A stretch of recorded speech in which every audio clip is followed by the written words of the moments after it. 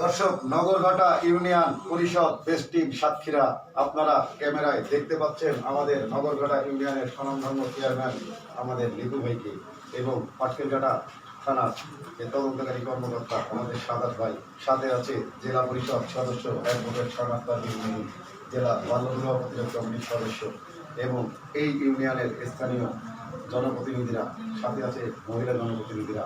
আর আমার পাশে মুখে কাপড় আমার পাশে বসে আছে সেই মেয়ে।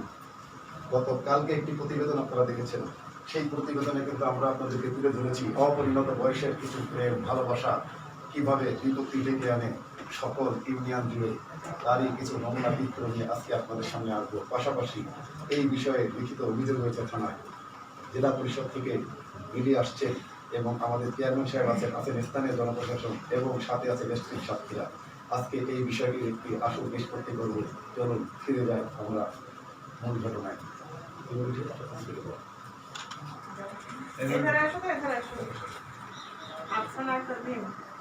কথা বলো, কেন তুমি অনেক বড় হয়ে গেছো? কোন ক্লাসে পড়ো? কোন স্কুলে? আচ্ছা, ক্লাস 9-এ। তোমার এখন পর্যন্ত বয়সটা কত জানো? 16 বছর 7 মাস। জন্ম তারিখটা কত বলতে পারো? হ্যাঁ, আছে তোমার এই আইডি কার্ডটার সাথে আছে? ওর এই যে 2005 সালে 8 মাসে জন্মগ্রহণ, 17 ভাদ্র। সেটা আনছেন কিনা? ওটা আমাদের সাথে থাকার কথা। আমার ওই ইয়েকে আছে। আচ্ছা, ওই স্কুলে আছে তো? স্কুল থেকে আপনারা জমা দেওয়ার সময় কপি রাখেননি? বলিনি আনতে, আমি তাড়াতাড়ি শিখে গেছি। আচ্ছা, যাই হোক, 2005 সালে 8 মাসে জন্মগ্রহণ, কাগজটা আমাদের লাগবে। আপনার যদি কেউ থাকে স্কুল থেকে কাগজটা একটু নিয়ে আসবেন, কারণ এইখানে কিন্তু নির্ধারিত বয়সের উপরে লেখাপড়াটা হবে। আর 15 বছর হোক আর 17 বছর হোক, 18 বছর পূর্ণ হওয়ার একদিন আগ পর্যন্ত কারোর ক্ষমতা নেই কোথাও বিয়ে করার। 18 বছর পূর্ণ হয়ে গেলে সে তখন অ্যাডাল্ট এবং সে তার ইচ্ছা মতো যে কাউকে জীবনসঙ্গী হিসেবে বেছে নিতে পারে। তখন বাবা মারও কিছু বলার থাকবে না, প্রশাসনেরও কিছু বলার থাকবে না, জনপ্রতিনিধিদের তো নাই। এখন তুমি এখন আসছো কোথায়? এই যে আসছো, যে কোথা থেকে আসছো? বাইরে কোথায়? তুমি বাইরে কোথায় ছিল? তুমি রাতে কোথায় ছিলে? কে নিয়ে গেছিল? তোমার কে? স্বামী কে? আসো এখানে। তুমি বলছো তুমি বিয়ে করছো? কোথায়? কার কাছে? কার মাধ্যমে? কবুল করেছে? রেজিস্টার সই করছিল? শুধু কবুল করেছে আর বললো আমি তোমার স্বামী, আর স্বামী হয়ে গেল? তোমার কাছে কোনো প্রমাণ আছে যে সে তোমার স্বামী? আছে? কথা বলতে হবে। শুধু কবুল করে দিয়েছে? কিসে? ওই নীল ফর্মেট হয়ে করছো রেজিস্টারে? কাজে ছিল? চেনো তাকে? কাজী সাহেব তোমাদেরকে রেজিস্ট্রি বিয়ে করেছে, এটা তো? ভাই কাগজটা একটু আনতে বলা দরকার। কিন্তু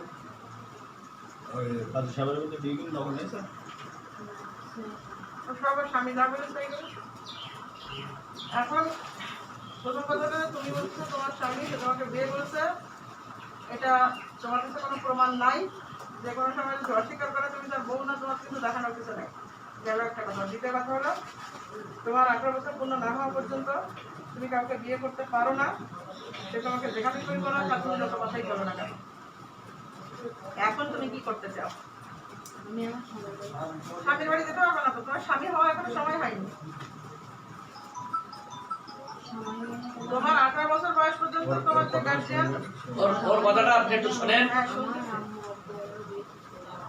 আচ্ছা, তোরে কথা বলো। এই আম্মু আব্বু এদিকে খেয়াল করেন। এদিকে খেয়াল করেন না, ও কিরকম কথাবার্তা বলি। হ্যাঁ, দাঁড়ান দাঁড়ান দাঁড়ান। আপু আছে না? আগে শুনে নেন কি বলে। হ্যাঁ বলো। কোন জায়গায়? হ্যাঁ,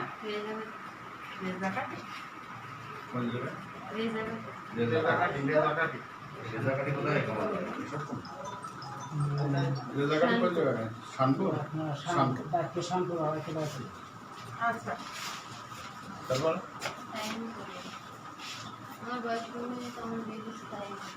তুমি জানাই তো এখন তো যে কোনো জায়গা থেকে 999 ফোন দিলেও তাদেরকে থানাকে জানানো যায় বা কর্তৃপক্ষকে জানানো যায় যে আমার এখন বয়স হয় না, আর বাবা আমাকে জোর করে বিয়ে দিচ্ছে, বা তোমার স্কুলের কোনো টিচারের সাথে তুমি বলছিল যে আমার এখন বিয়ে দিচ্ছে জোর করে, আর স্কুলে না ছিল কাউন্সিল এসে কি দেয়? তোমার কাছে তো মিনিমাম কোনো না কোনো সময় ফোন থাকে, তুমি তো একটু চেষ্টাও করনি।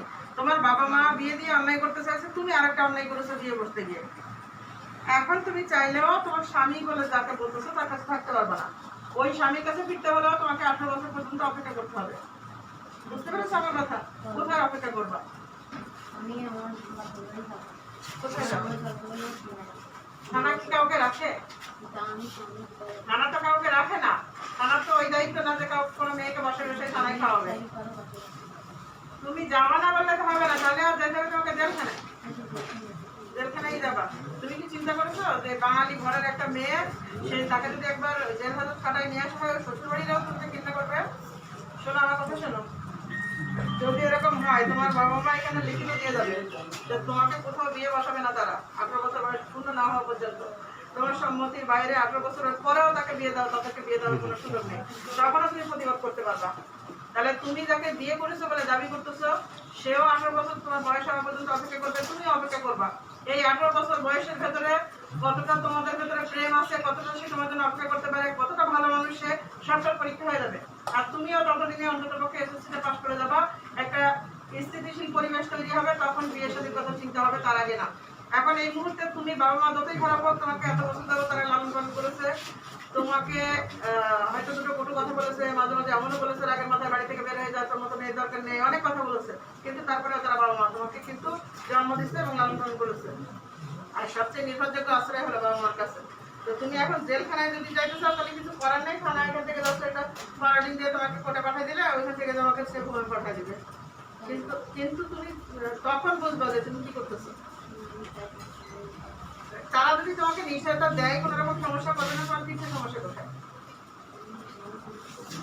দিয়ে দেখো, আমরা সবাই মিলে না হয় নজরে রাখবো যে কি করতেছো তোমার সাথে।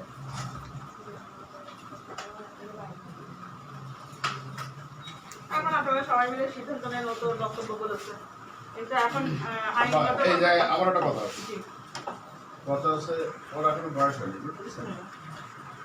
ও এখন ওর বাবার কথা যারা প্রথম, আর দ্বিতীয়ত হলো যে বাবা আমার কাছে, আমার কথা হলো যে আপনি আপনার মেয়ে বাড়ি নিয়ে যাবেন, বাড়ি নিয়ে আপনার মেয়ে আপনারই বাড়িতে রাখবেন যেন এইখানতে আর 1 সপ্তাহ পরে কি 1 মাস পরে আবার আপনার মেয়ের জন্য এই জায়গায় আসি যেন আমাকে সবাই বিরক্ত না করে, এটা আপনার দায়িত্বে রাখতে হবে। আর না হলে মেয়ে জলখানে যাচ্ছে দিচ্ছে, মেয়ে জলখানে দেন, বাপ মা জামিনকে নিয়ে যাবেন, যদি এরা স্বামী করুন মনে করে আমি জামিন দেবো, তারাই নেবে। বুঝতে পেরেছেন আমার ব্যাপারটা? কারণ এই আপনার হাত করতে এই জায়গায় এসে তোরা কাল বিকেলবেলা এসে একবার আমার তদন্ত করিস। এখন আপনিও দুপুরবেলা বাড়ি গিয়ে যে বহুল করে রেস্ট নেবেন পারতেছেন না, আমরাও পারতেছি। এখন কালকে যে আবার এই ঘটনা হবে, আবার আমরা সবাই নিয়ে বসবো, এ তো সম্ভব না। যেটা হবে এটা এক্ষুনি ফেরত দিন। পরবর্তীতে 1 সপ্তাহের ভিতরে আবার ওই 1 সপ্তাহের ভিতরে জেলখানায় যাচ্ছে চাই যে আমি জেলখানায় যাবো, সে মেয়ের ফলে গ্যারান্টিতে কোনো কিছু বলা যাবে। ওই এখন এখান থেকে আমরা রেখে গেলি, ওই বাবার কথা রেখে গেল, 1 সপ্তাহের ভিতরে মেয়ে আবার ওই চলে যাবে, তখন আপনি আমি কি তখন আবার আমাদের না চলে যাওয়ার সেক্ষেত্রে কিন্তু ছেলেপক্ষের একটা দায় থেকে যায়। ছেলেপক্ষ যেমন প্রথমেও কিন্তু সে একটা আইন লঙ্ঘন করে ফেলেছে, কারণ তার বয়স হয়েছে, মেয়েটার বয়স হয়নি। কোনো প্রাপ্তবয়স্ক যদি কোনো নাবালিকা মেয়েকে বিয়ে করে, সে কিন্তু আইনের আওতায় আসে, জায়গা দিবে না। এটা তো আল্লাহ জায়গা দিলাম না, কিন্তু ইস্যু উঠলো, তারপর আবার এরকম একটা অবস্থা সৃষ্টি হলো। আমি সব সেই কথা বলবো। হ্যাঁ সবার কথাই সময় দেন 5 মিনিট। হ্যাঁ অবশ্যই। আমি যাচ্ছি ভাই, তোমায় আমার এলাকার জামাই, আমি তোমার খুব যাচ্ছি। মেয়ে গেল এই দ্বিতীয়ত তো আমি যেটা শুনলাম তোরা আহার করে মেয়ের এই ছেলেদের সাহেবের সাথে কি আপনাদের সাথে কোনো এমনি কোনো কথা হ্যাঁ, ওই কথা বলতে আমরা বলতে। হ্যাঁ, তারপরে আমরা কথা শুনবো, এটা কোনো কথা কিন্তু হইলো। হ্যাঁ বলতেছি আমি। এই কথা বললে আমি কোনো 2 মিনিট সময় দিই। হ্যাঁ, আমি সবাই তো দেবো, অবশ্যই আপনি এই বাবা আপনার সবাই দেবো না। আমার মেয়ে আমাদের সামনে যখন পড়েছে, তখন আমার বাড়ি আমার সাথে কাম দিতে হবে। ছোটো থেকে আমি 2 বছর 6, 7 এর মতো পড়েছি। এখন এই ছেলে যখন একবার যখন নির্যাতন করে, তো আমার সাথে বুঝতে পারি, বলে তোমার বাবা তোমার মেয়ে তোমার তুমি বাড়ি নিয়ে যাও। বাড়ি গিয়ে আমি পুলিশকারী বাড়িকে বিদ্যালয়ে ভর্তি করাইছি। এবার ম্যাডামের কাছে সার্টিফিকেট সব দেওয়া হয়, দেওয়ার পরে না নিয়ে রেজিস্ট্রি করেছি। বলে যারা এখানে ভাইয়ের সাথে তোমায় একটু কথা বলি, এটা কথা বলি, কথা বলতে হবে না। আমি বলিনি সকালের উপর দুপুরে দিই। যখন আপনার শাশুড়ি মেয়েটা আপনার কাছে যাচ্ছে, মেয়েটা কি জন্য যাচ্ছে? মেয়েটা কি কি আপনার শাশুড়ি জ্বালাতন করতেছে, না মেয়ে কারোর সাথে ছেলের সাথে সম্পর্ক করতেছে? ছেলের সাথে সম্পর্ক করতেছে, তাই আপনার ইবাদতে আপনার মেয়ে আপনার পাঠাইছে। এই কিন্তু ক বছর আগে? 2 বছর। 2 বছর। এইবার বলেন। এইবার ছেলে লাগে অপরাধ দিতে পারছেন। একজন কথা বলেন। ছেলে লাগে আমি অপরাধ দিতে পারছি। যখন ছেলের চাচা তখন বানাই দিলে আমার সঙ্গে আমার সময় বেশি হয়েছে। আমার সঙ্গে স্ত্রী বেশি হলে দেখি যে ভাই একটা কথা বলো, সব কথা আমার ছেলে অনেক সময় আমার এলাকায় ওই বোনের বাড়ি ওই জায়গায় একই। হ্যাঁ আমার যা আশা করি আমি 99% শ্বশুরবাড়ি এলাকার লোক সবাই আমার ভালো মনে জিনিস করে। আমি এইভাবে করি। এটা তো নিয়ম। প্রত্যেক দোকানদার আমার সালাম দেয়, আমার সালাম দিয়ে এইভাবে চলে যায়। যারা উনি আমার দেখলো গেলায় আমার একটা কথা বলবো, হ্যাঁ বলো। তা বলছি শোন এই কথা বল, আমরা একটা বাড়ি পরিবার যদি থাকে একটা 5 জন ধরা না কি বল, এরকম এই আমার ভাই বলছি। তখন আমি বললাম এলাম আমার শ্বশুর বাড়ি ছেলে বাড়ি আমি গরিবী ইলাপ করিনি, কারণ মেয়ে 18 বছর পূর্ণ একটু সময় দাও, আর যদি মেয়ে তোমার মেয়ে আসতেছি সম্পর্ক করিয়েছে। আমরা মেয়ে যদি আসে আমার মেয়েদের কাছে তো মোবাইল নেই, আমার বোনের কাছে মোবাইল আছে, বোনের মোবাইল করতে যে মেয়ে আমি সরান আইছি, আমি আমার শ্বশুর বাড়ি বসি, মেয়েটি বলে আমি চিনি আমি বাপ মা চিনি নি, তাহলে আমি তোমার কাছে সবার হ্যাঁ আসতে পারি আমার শ্বশুর বাড়ি যেতে পারি। মেয়েটা আমাকে শিকার দেয় সবার কাছে নম্বর দিয়ে গেলাম ফাইনাল দিও, এই মধ্যে 6 মাসের মধ্যে আমার ফাইনাল দেয়নি, আমার কাছে কোনো ফোনও দেয় না। আমি যা বলেছি আমি তাই শিকার হয়েছি। আমি যদি সম্পর্ক করতে থাকে বাপ মা যদি একটু চলে আসে আমার কষ্ট নেই, আমি 2 বিঘে ধরে আমি ওই ছাড়া ডাকি নাই, মা ওই ছাড়া ডাকি নাই, আমি আজ 3 দিনের জিজ্ঞেস করেন আমার যদি অপরাধ থাকে আমি আস্তে আস্তে হোক, এখানে আমার নিজেরা সেই সময় গেছে। ঠিক কিছু না। এই সকাচ্ছা তুই আমি ভাই বলি এখন, তারপর সম্পর্কে পড়া যাবো। তুই ভাইয়ের সাথে বলেছিস যে তোমার মেয়ে আর আমার ভাইকেও সম্পর্ক করেছিস, এখন কি করবো? তারপরে সে বলেছে যে আমার বাড়িতে যেটা ফুল গাছ থাকে তো সবগুলি তো আসবে, তা তুই কি তার সাথে আর কথা বলিনি? না, এই যে কথা বলতেছেন এই কথা হয়নি। তাহলে কি ক্লিয়ার? এই দেশ সম্বন্ধে আলোচনা হয়ে গেলে আমার দোকানেরটা দেখিনে মুসলমান আগে বাড়ি লেগে গেছে, যে দেখি ভাই আসে ওগুলো বসি আমি বসলাম, বসি আলাপ করলাম, বের হয়ে বাড়ি আমার টেকনিক হলো ওই মনে করেন যে মুসলমান আগে বাড়িতেও আমার টেকনিক আছে। তার নাম কয় নাম বলেন রে? না আমার খেয়াল নেই, যা ওরকম 1-2 বছর আগে। 1-2 বছর আগে 6 মাস আগে। এই 6 মাস হয় না, 3 মাসই সেদিন আসি। আচ্ছা, আমার সেই 3 মাস বা 2 দিন আজ যা এরকম হবে। এখন ডাকলি এখন ভাইয়ের সঙ্গে আমি আলাপ করলাম, আলাপ করে ভাই আমার বললো আমি বাড়ি যাই, আমি বাড়ি দিই আর বাচ্চাদের সাথে আলাপ করি, আমি বললাম এই সেভাবে দুইজন সাথে বলছি সেই কথা হলো। ইনার কথা বলতেছি আর আমার কথা বাদি রাখা, ইনার কথা বলতেছি আমার কথা বাদি। শোনা যাচ্ছে এর পিছু না, না, আমি যেটা বলছি আমার কথা হ্যাঁ প্রথমত আপনার মেয়ের বয়স নেই, আপনার মেয়ের বিয়ের বয়স নেই কেন? মেয়ে বলতেছেন যে আপনি এর আগে এক জায়গায় বিয়ে ঠিক করতে গেছেন, এখন সব থেকে মিথ্যে ওপর আল্লাহ জানে, ওপর আল্লাহ জানে আর আপনারা জানেন, আমরা জানি।